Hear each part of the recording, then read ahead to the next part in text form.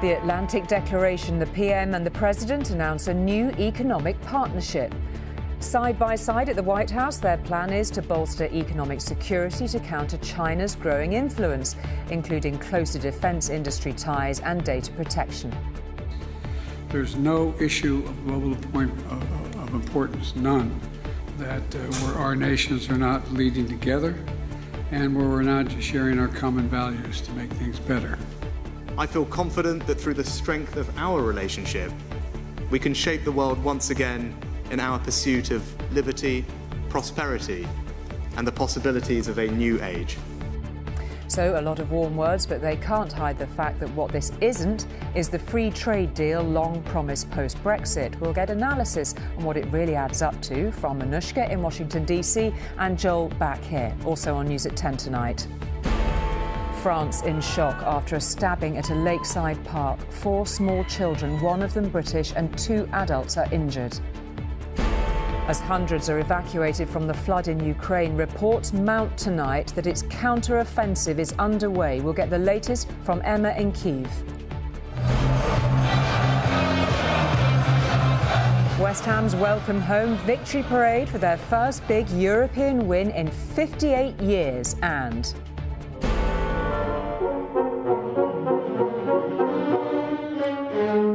Maestro on the move, Britain's best-loved conductor Sir Simon Rattle on why he's heading for Germany.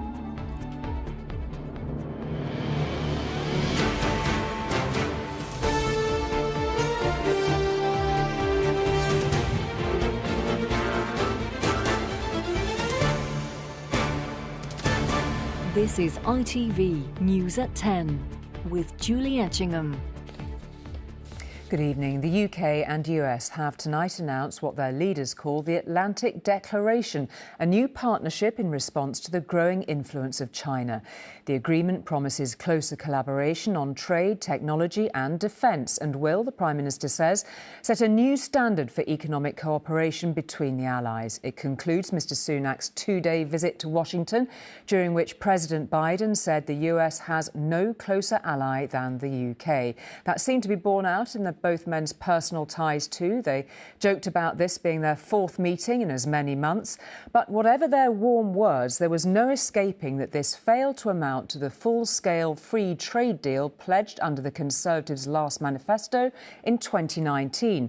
Hopes of striking such a deal had been abandoned, we were told, in response to the global challenges we face right now. Rishi Sunak's first visit to the White House began with an accidental promotion. Well, Mr. President, I just promoted you, Mr. Prime Minister. He seemed to have a comfortable night. Thank you for welcoming me to the White House and for allowing me to stay in Blair House, which I've got to say, the spare room in the flat in number 10 Downing Street doesn't quite compare. So it's been a real privilege. So what shape is the special relationship in? Real good shape. The two leaders met for 40 minutes alone and 40 minutes with their teams to discuss the economic cooperation needed to defend themselves from the twin threats of Russia and China. Today we have agreed the Atlantic Declaration, a new economic partnership for a new age, of a kind that has never been agreed before. The new agreement, called the Atlantic Declaration, includes helping British defence companies attract US investment, making it easier for electric car makers in the UK to sell to the US, a new data sharing scheme and collaboration on artificial intelligence. But really, the Atlantic Declaration is a series of smaller economic agreements. Where is the full trade deal promised by the Conservatives in their 2019 manifesto? Be in no doubt, as Joe and I were discussing earlier, the economic relationship between our two countries has never been stronger. The trade is worth hundreds of billions of pounds or dollars a year. Over 1 million of our citizens in each other's countries work in each other's companies. Then President Biden turned to the question of AI. I don't think ever in the history of human endeavor has there been as fundamental potential technological change as is presented by artificial intelligence. It is staggering. It is staggering. I know it sounds like science fiction, but it is close to science fiction, some of the things. There are few bigger moments for a British Prime Minister than to stand here in the East Room next to the President of the United States. Rishi Sunak has just achieved that. But does the UK have the same influence here in the White House that it had in the past? Rishi Sunak wanted to use this visit to lift Britain's status on artificial intelligence and technology. But some say talks between the US and EU are already more advanced. So did Brexit harm Britain's hopes of becoming a world leader on this issue? The United Kingdom is going to have to prove it can be nimble, it can be innovative, and if it does so, and this is what the Prime Minister is aiming to do, it can continue to be a global leader in innovation, particularly in AI. Being nimble is what Rishi Sunak wants Britain to be as he seeks to redefine its relationship with the US.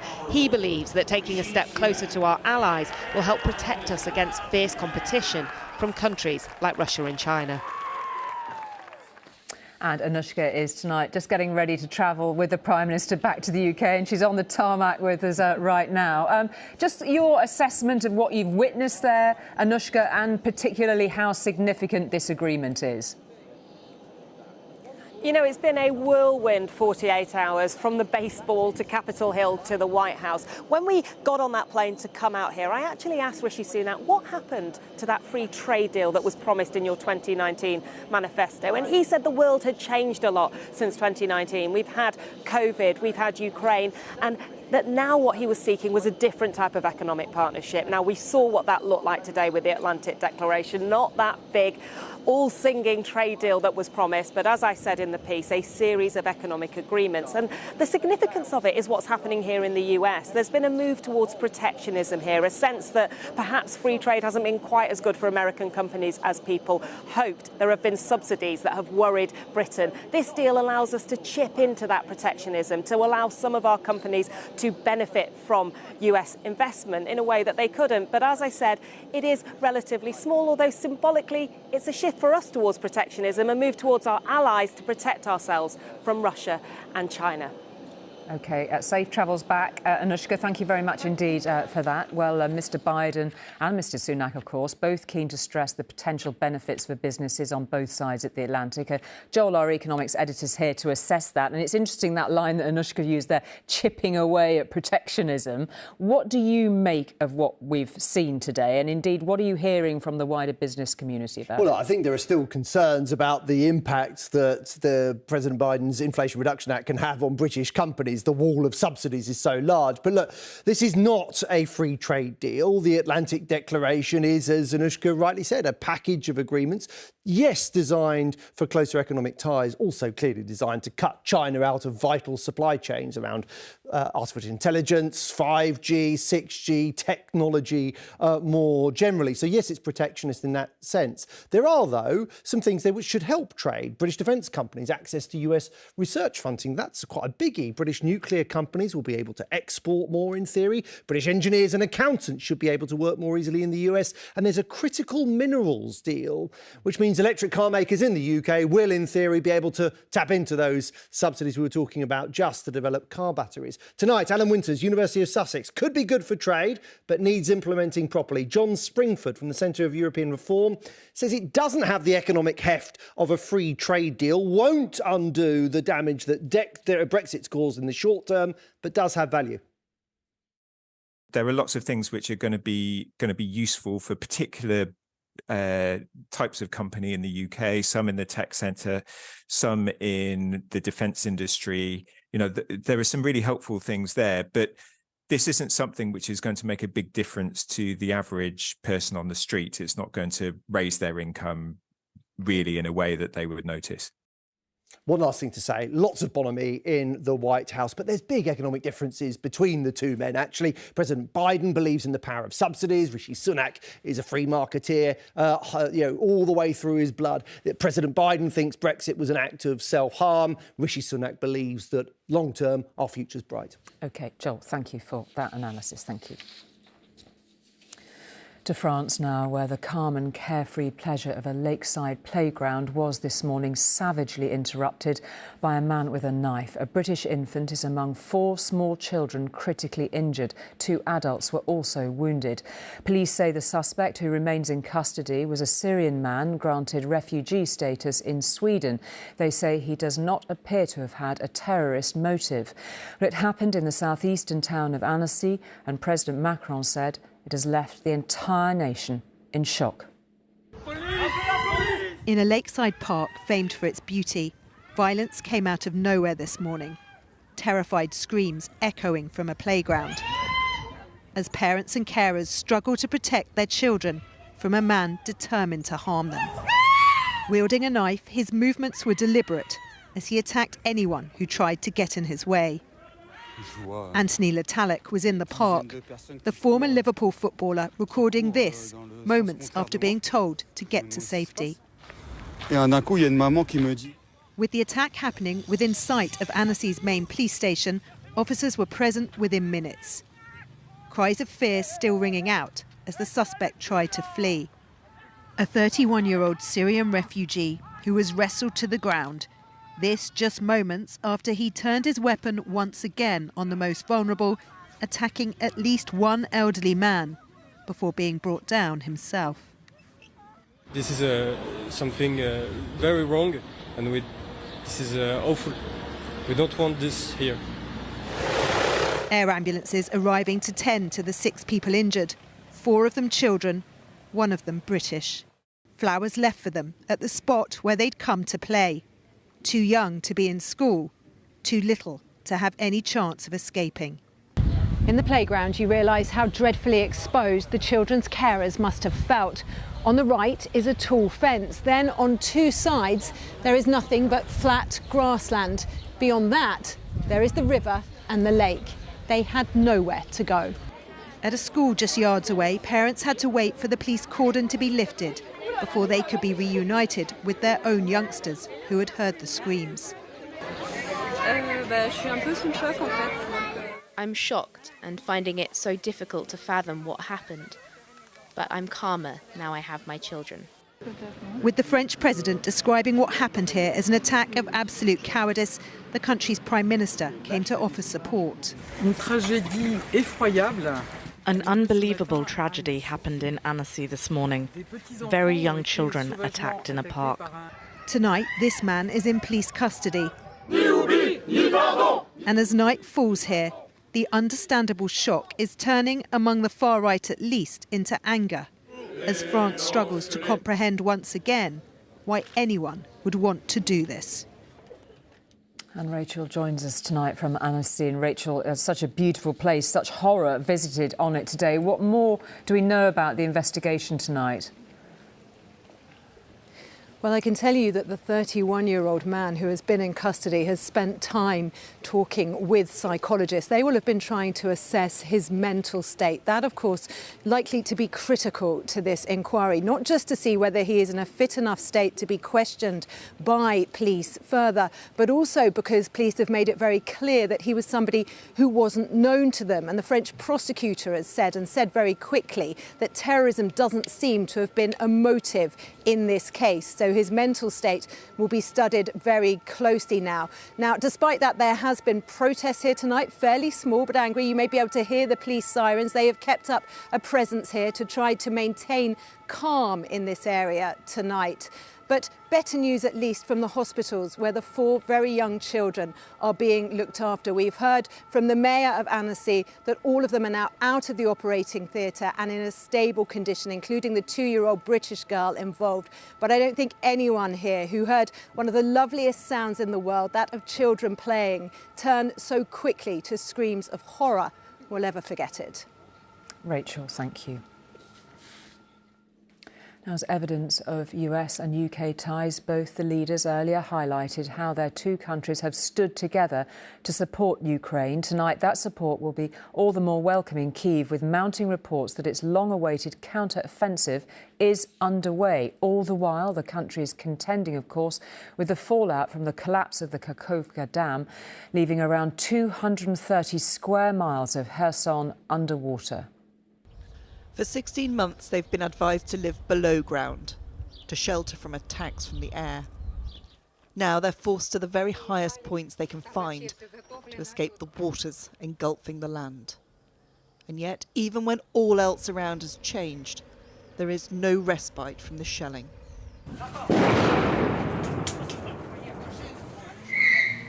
The Russian attacks keep on coming.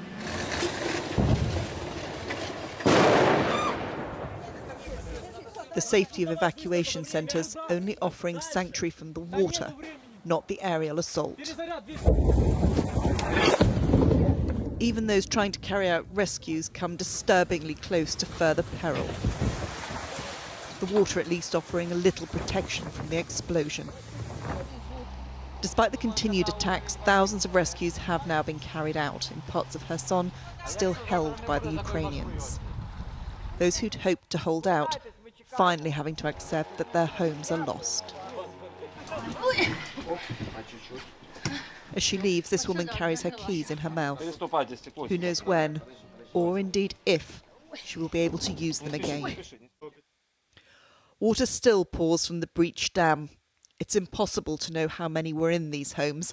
Because the area had become a front line, many had already fled before the latest act in this vicious war. Ukraine insists this devastation is the result of Russian attack.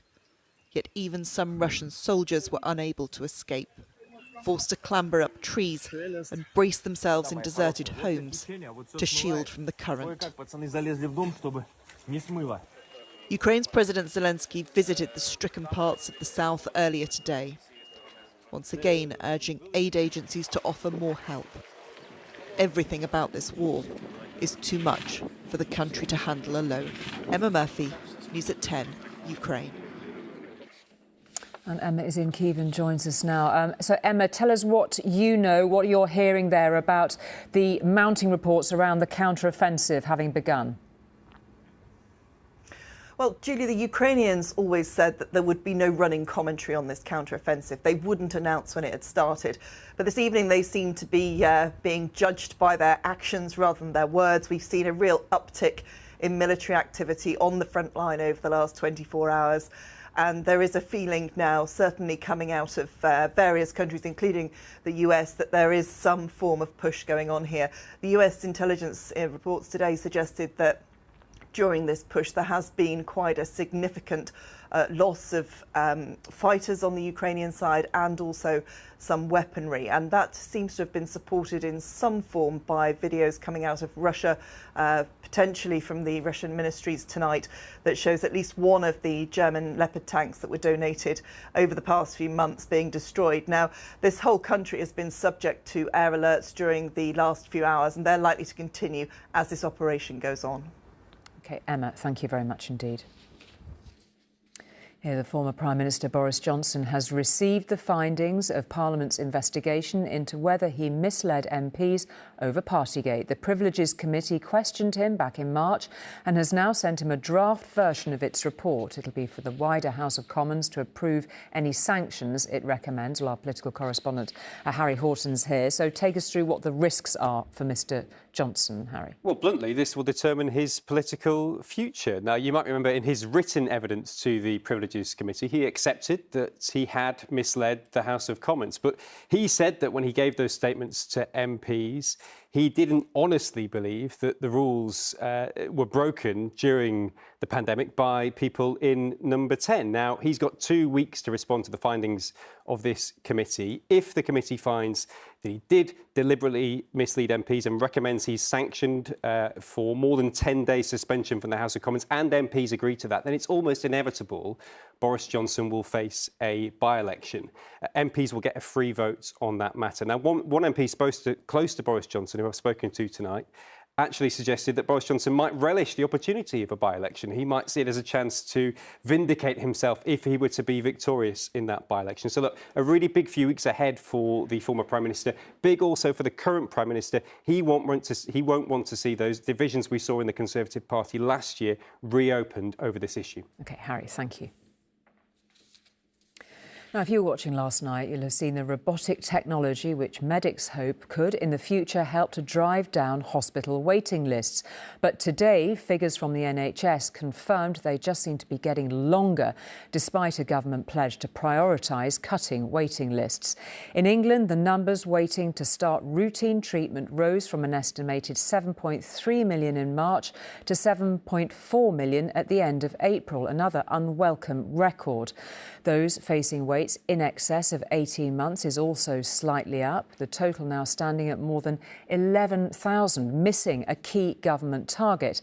And for cancer patients, another missed target. 22,500 are waiting more than 2 months to begin treatment after urgent referral. 85% should be seen within that time frame, but currently it amounts to little more than 60%. Follow the breathing instructions and keep very still. Every month cancer goes untreated, the chance of the patient dying increases 10%. This mobile scanner in Dunstable is looking for tumours in lungs before symptoms have even started. But across the country, many patients are having to wait longer before their treatment begins. Charlie Rogers has tumours in her lungs. She believes a delay in treatment caused the cancer to grow, having spread from her kidneys. My prognosis was it's incurable. Frustrated, she's now been to see a private consultant. He said it's very rare. It's a rare cancer and rare for me to have it at my age, and I should have been referred months ago. God, I feel like crying now. The College of Radiology says cancer care is facing a perfect storm of rising patient numbers and a lack of staff. They forecast a 25% deficit of cancer doctors by 2027. It's really due to years of underfunding of the cancer workforce. We just don't have enough doctors to keep pace with the innovations of cancer and with the demands for cancer treatment. Strikes haven't helped either. Neither has the backlog from the pandemic. There's also an element that the NHS is a victim of its own success. People are now living much longer, and the older you get, the higher the chances you'll end up with cancer. The second thing is that new cancer treatments, which are fantastically effective, are more complicated, and as a result it can often take longer for treatment to start. The government is due to release its workforce plan soon. We have recruited far more cancer doctors. We do intend to recruit more still, but this is a common challenge shared across the UK and by health systems across the world. It's nearly 2 years now since I had my scan done. Back in Dunstable, a positive story. Jackie is now in remission after an operation to remove a lump caught early. I'm so grateful because of the screening system that they have in process now. Then it saved myself and a lot of people from it getting to stage 4 or 5 or even terminal. Getting more all clears sooner will take time and money. Until then, many more could potentially face dangerous delays. Martin Stew, News at 10. Caroline Lucas, the Green Party's only Member of Parliament, has announced she will stand down at the next general election. Ms Lucas, who's twice served as her party's leader, was elected to the Commons in 2010, becoming the party's first MP. A passionate campaigner, she says the role has left her unable to focus on, as she put it, the existential challenges of nature and climate change affecting us all. Now, you know what they say about buses, how you wait for one and several come along in quick succession. Well, that certainly seems to be true of open top victory parades, hot on the heels of Luton Town, Burnley and, of course, Wrexham. Tonight, another football club sharing and celebrating their remarkable success. West Ham had, until last night, gone 43 years without a major trophy. So perhaps it's only right their long-suffering fans savoured their day in the sun. What's shining more here, the trophy or the smiles on the faces of West Ham's manager and captain? Whichever. In the corner of East London, where the old town hall is draped in claret and blue, the Hammers have brought home the cup.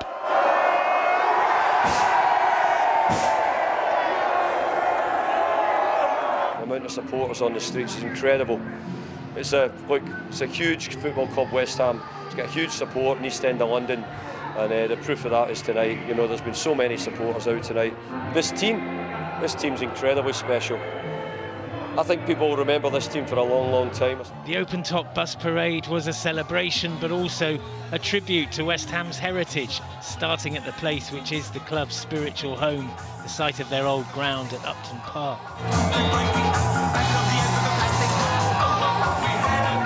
In the evening sun, it wound its way past the flags and the flares, taking the applause from the tens of thousands of fans for whom these players' achievement means so much.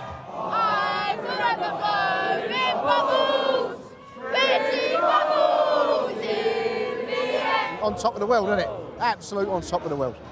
Up the iron! Up the iron! Lovely. They've enjoyed it so much, haven't you? Yeah. European glory is theirs. West Ham.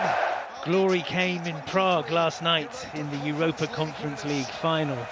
What had been a hard-fought game was in its 90th minute when football's history books opened and Jared Bowen ran through to write his name in them with the inside of his left boot.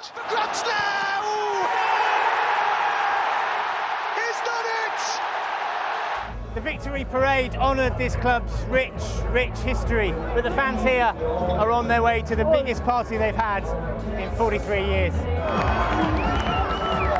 The players led the dancing at the party in front of the town hall, their supporters joyfully reminded of the community that football can create.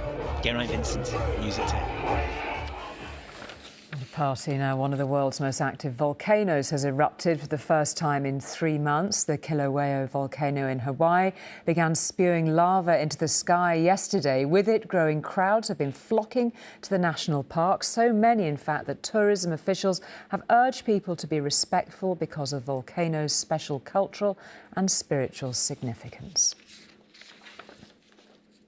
Finally, he's the country's best-known conductor, but Sir Simon Rattle's time as music director of the London Symphony Orchestra will soon be coming to an end. It'll be no quiet retirement, though. He's heading off to Munich to head up the orchestra there. The draw, he told Nino this evening, was in part the deeper respect that classical music commands on the continent. The arts, he insists, are for everyone, as his special concert this weekend looks to prove.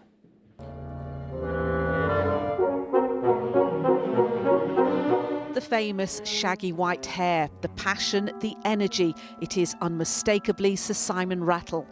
In rehearsals today for his final run of concerts as music director with the London Symphony Orchestra, which he joined in 2017. Hailed one of the greatest living conductors in the world, he underplays his legacy. We just all do what we can. That's what it is, and we keep going. If you ask the average person, they won't sadly perhaps know a lot of conductors working in the world today, but they all know you and they all know what you look like. Oh, I think I've probably got Mr. Bean to thank for that.